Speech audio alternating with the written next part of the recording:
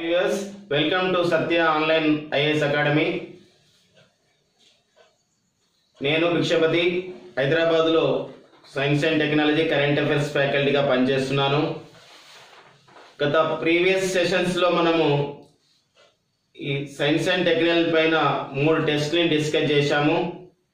ఇది science and technology భాగంగా సత్య online అందిస్తున్నటువంటి 4వ టెస్ట్. ఇందులో 40 ప్రశ్నలు ఉన్నవి, వాటిపైన మనం డిస్కస్ చేద్దాము. ఇలా ఒక ప్రశ్నల్ని మనము ఇక్కడ డిస్కస్ చేయడం వల్ల మనకేమవుతుందంటే సబ్జెక్ట్స్ పైన ఉన్నటువంటి భయం కానీ లేకపోతే కష్టమైనటువంటి ప్రశ్నలు కానీ వీటిపైన మనకి ఈ ఆందోళన అనేది మనము ఒకేనా అధిగమిస్తాము. అలాంటి వాటికి మనం దూరం ఉంటాం. దానివల్ల ఎగ్జామ్ని బాగా రాయడానికి దోహదపడుతుంది. అందుకోసమే ఈ ఒక సత్య ఆన్లైన్ క్లాసెస్ వాళ్ళు ఇవి ఏర్పాటు చేయడం జరిగింది. మరి 4వ టెస్ట్లో సైన్స్ అండ్ టెక్నాలజీలో భాగంగా 4వ టెస్ట్లో మొదటి ప్రశ్న, భారత రక్షణ పరిశోధన అభివృద్ధి సంస్థ DRDO ఏ మంత్రిత్వ శాఖ పరిధిలోకి పనిచేస్తుంది? అంటే ప్రశ్న చిన్నదైనప్పుడు అనుకోకండి, ఇది కొంచెం మనకి ఆలోచన చేసే విధంగా ఉంటుంది. భారత రక్షణ పరిశోధన అభివృద్ధి సంస్థ DRDO ఏ మంత్రిత్వ శాఖ పరిధిలో పనిచేస్తుంది? ఆప్షన్స్: హోంశాఖ, సిబ్బంది వ్యవహారాల శాఖ, రక్షణ శాఖ, విదేశీ వ్యవహారాల శాఖ. సో జనరల్గా మనకు కన్ఫ్యూజన్, మరి ఇది ఏ శాఖ కిందకి వస్తుంది? సిబ్బంది వ్యవహారాల శాఖన, రక్షణ శాఖన, హోంశాఖన, విదేశీ వ్యవహారాల శాఖన అంటే ఇది ఇందులో రైట్ ఆన్సర్ ఏంటంటే రక్షణ శాఖ పరిధిలో పనిచేస్తుంది. రక్షణ శాఖ పరిధిలోకి పనిచేస్తుంది DRDO సంబంధించిన విషయం. ఓకేనా? తర్వాత 2వ ప్రశ్న, డాక్టర్ APJ అబ్దుల్ కలాం నేతృత్వంలో 1988లో హైదరాబాద్లో ఏర్పాటు చేసిన శాస్త్ర సాంకేతిక పరిశోధన సంస్థ ఏదన్నాడు? శాస్త్ర సాంకేతిక పరిశోధన సంస్థ ASL, advanced system laboratories, Anurag, RCI, DRDL అన్నాడు. అయితే ఇవన్నీ కూడా హైదరాబాద్లో ఉన్నవి. ASL కానీ, అనురాగ్ కానీ, RCI కానీ, DRDL కానీ. అయితే ఇందులో మరి 1988లో మరి APJ అబ్దుల్ కలాం డైరెక్టర్గా అంటే వ్యవస్థాపక డైరెక్టర్గా ప్రారంభించబడ్డ DRDO అనుబంధ సంస్థ ఏది అన్నప్పుడు అది RCI, research centre of Imarat. ఇది డాక్టర్ APJ అబ్దుల్ కలాం నేతృత్వంలో అంటే వ్యవస్థాపక డైరెక్టర్గా హైదరాబాద్లో ప్రారంభించబడింది రీసెర్చ్ సెంటర్ ఆఫ్ ఇమారత్.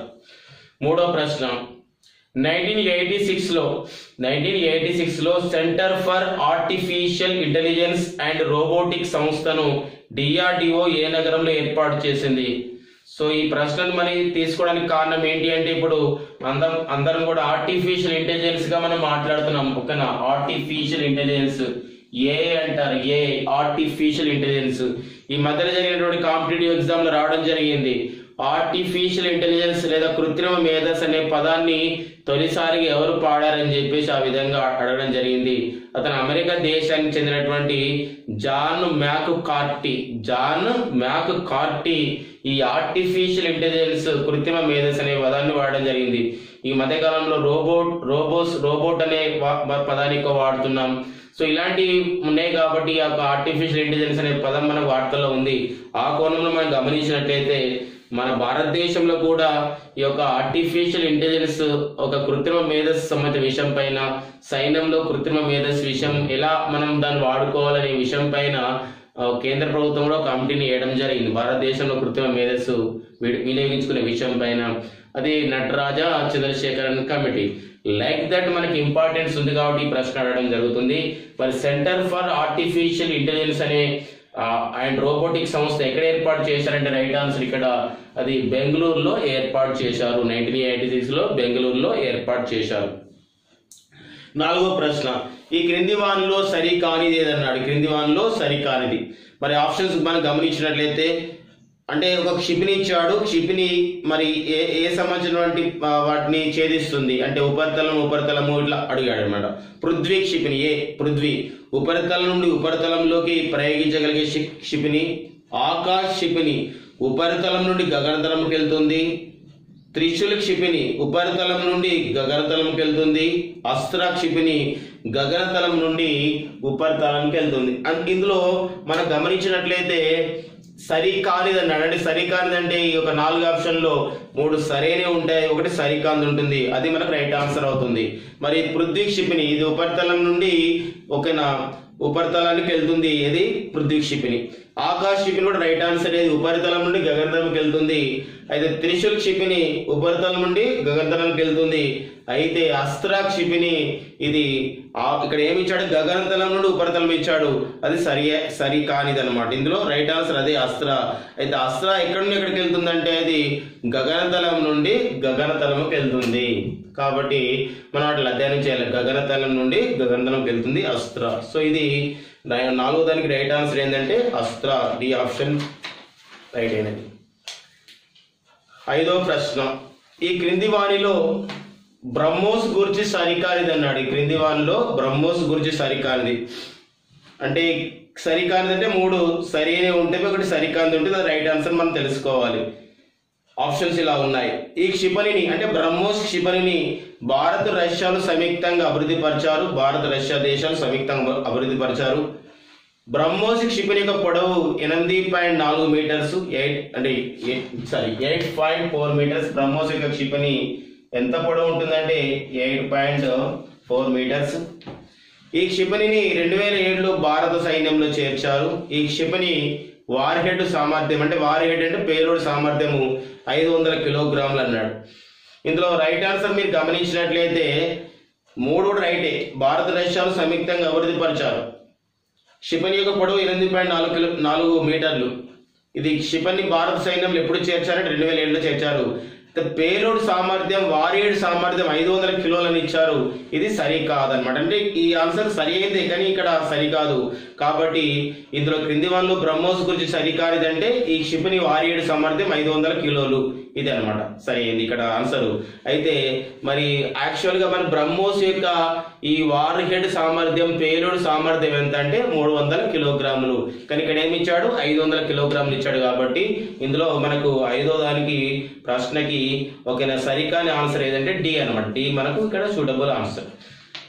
6వ ప్రశ్న, ఇటీవల వార్తల్లో ఉన్న మంత్ర ఒక డాష్ అన్నాడు. ఇటీవల వార్తల్లో ఉన్న మంత్ర అంటే ఇది ఒక సంవత్సరం అంటే మరి మానవ సహిత యుద్ధ ట్యాంక, మానవ రహిత యుద్ధ ట్యాంక, జలంతరిగామియా లేదా అనుజలంతరిగామి అని చెప్పేసి అడగడం జరిగింది. సో ఇది మనము ఓకేనా ఇది ఇటీవల వార్తల్లో ఉంది కాబట్టి దాని బేసిక్ పాయింట్ పైన అడగడం జరిగింది.